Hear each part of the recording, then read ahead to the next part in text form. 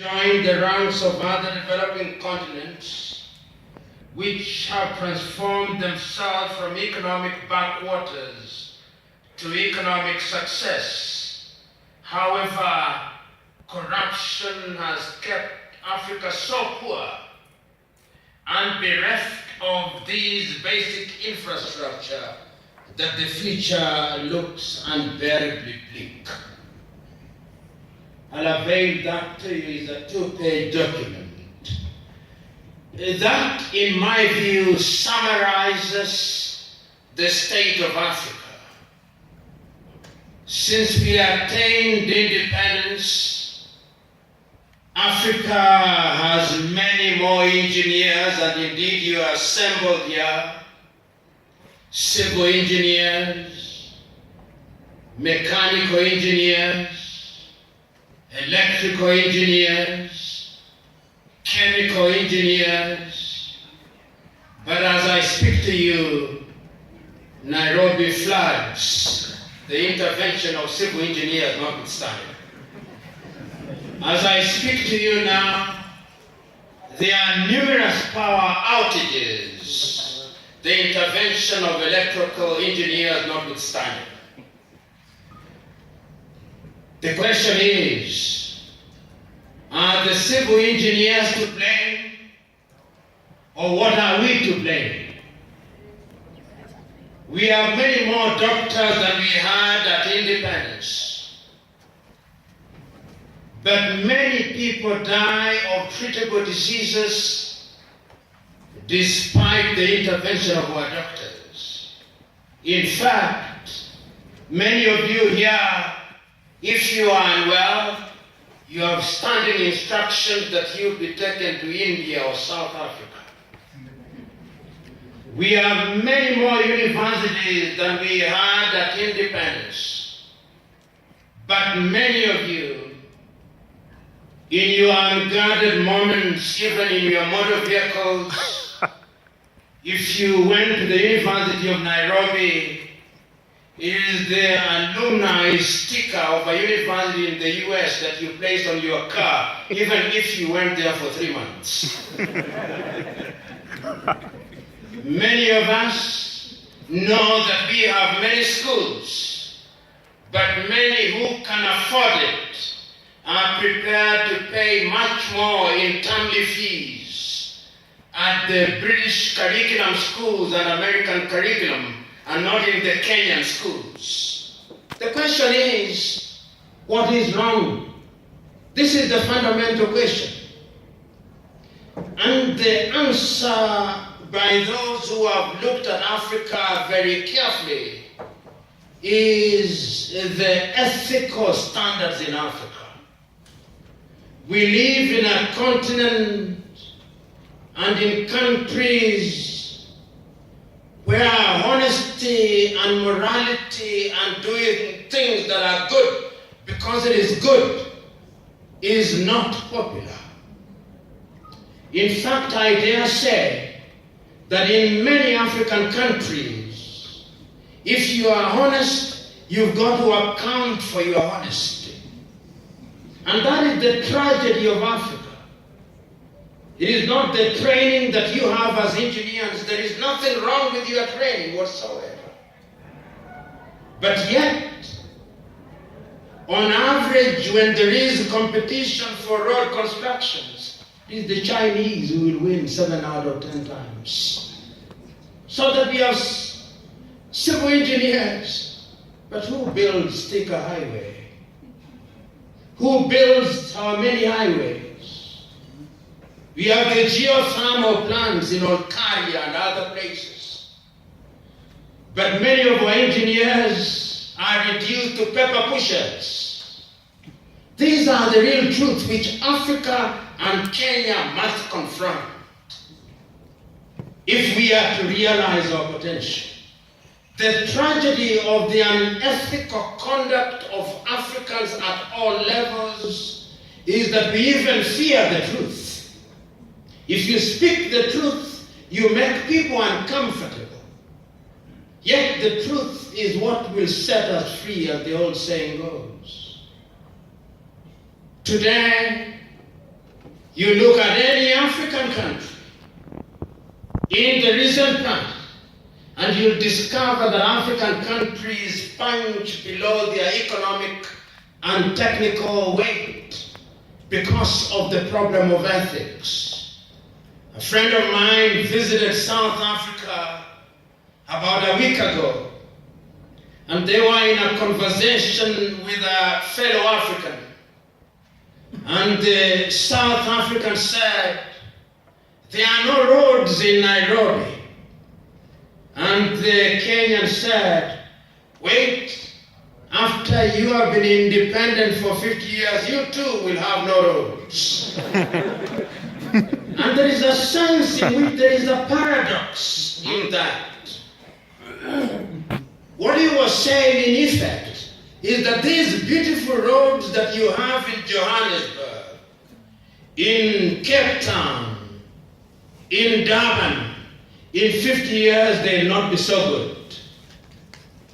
Many of us can write stories about Nairobi in the 70s, when things worked, when roads were repaired, when garbage collection was as regular as a religious ritual, when houses in the poorer parts of Nairobi were fumigated, when drains were cleared, when Nairobi functioned and could be described truly as the city in the sun, not the city in the floods. But those days are now behind us. And what is the problem? The problem is because we as a people have taken the path of doing things that we ought not to do, because we have erected unto ourselves a God called money.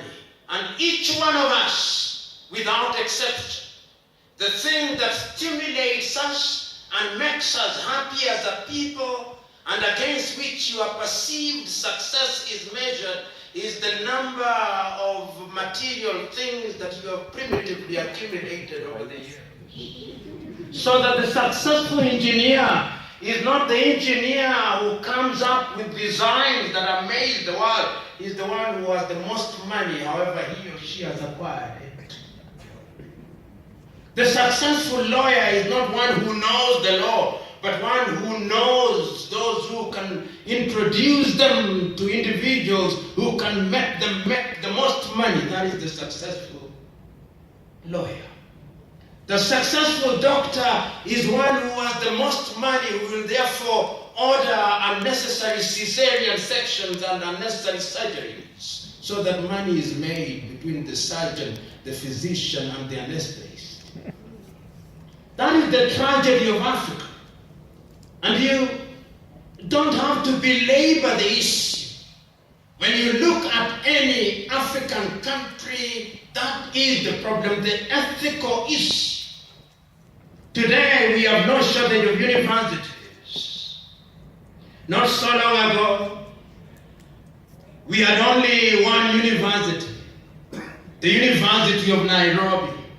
Then came Kenyatta University. Today, we have them in 40s. But do we interrogate the kind of education that is handed out there? We now have universities which we don't want to say, but have simply become certificate issuing institutions. And that is the truth. I run an institution which is fed by universities. And I can say without fear of contradiction that there is a crisis in education in this country.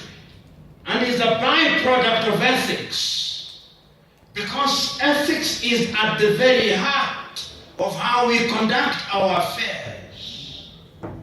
And what is ethics? Ethics is simply doing the right thing in a manner that is in conformity with the truth and honesty, whether you are doing it in private or in public. So that you engineers who are civil engineers who reduce the size or the thickness of roads that you may get the extra shilling, you are acting unethically. And you are affecting the development of Africa. We may not pay now, but future generations will pay. We may be successful today, you may accumulate all the wealth you want, but I can tell you that in about 20 years, if we remain on that trajectory, that wealth will disappear. Ask the Burundians now how the engineers are doing in Bujumbura. Ask the engineers in the Democratic Republic of Congo. Ask the engineers in Central African Republic. Ask the engineers in South Sudan. Ask the engineers in Algeria and Tunis and Libya and in Egypt and many other African countries. One can go on and on. But that is not necessary. My submission to you here is that when we talk about ethics, governance, and capacity building, we are saying that in fact, the true test of a nation's ability to realize her potential is that her men and women must be men and women who want to serve and to do that which is good, because it is good that they do that which is good for the long-term health of the countries. When Professor Njoroge was making his presentation, he mentioned countries such as Israel. He mentioned countries such as the United States, but I never want people to compare it with the United States. That is a $14 trillion economy, GDP. Ours is a $55 billion economy. In fact, one boxer possibly owns more than all the 42 million of us generate. So let us be realistic and compare life with life. I'm submitting to us, therefore, as engineers and as Kenyans and as Africans, the problem in Africa is that we have failed at critical times to be honest to ourselves and to do things in conformity with standards that are acceptable. Africans will stand at platforms such as I'm speaking, and when you listen to them, they don't sound different from any other civilization. They tell you and they take platform positions which are world class. But immediately they leave the platform, there is no difference between an African professor and an African houseboy. And that is what we must liberate ourselves from as I draw to the conclusion of my presentation. You are an engineer in this conference, but when you leave this conference, you are a Kamba. And you make your decision not on the basis of your engineering training, but on the basis of your Kamba ethnic extraction. How do we reconcile that? Or your Luo ethnic extraction, or Kikuyu ethnic extraction? Going forward, therefore, ladies and gentlemen, I want to submit to you that you as a people, we as a people, we as a continent, we as a civilization will only have good governance, will only build our capacities, will only realize our potential if ethics informs what we want to do. I conclude by making reference to this book which I commend to all of you. It's a book written by a man called Greg Mills. Greg Mills is a white South African who had advised the Rwandese president for a long time. The book is titled Why Africans Are Poor and What They Can Do About It. And in a nutshell, he says that Africans are poor because their leaders have made the decision that Africans should be poor, and the people have also endorsed that path. And that Africans can liberate themselves from that path if they choose to do that which is good and right. The question is, have you made that choice? And my answer is, if we don't, we'll be consumed. But we have the capacity to change the trajectory. My time is up. My presentation in a much more disciplined and detailed way is in writing. God bless.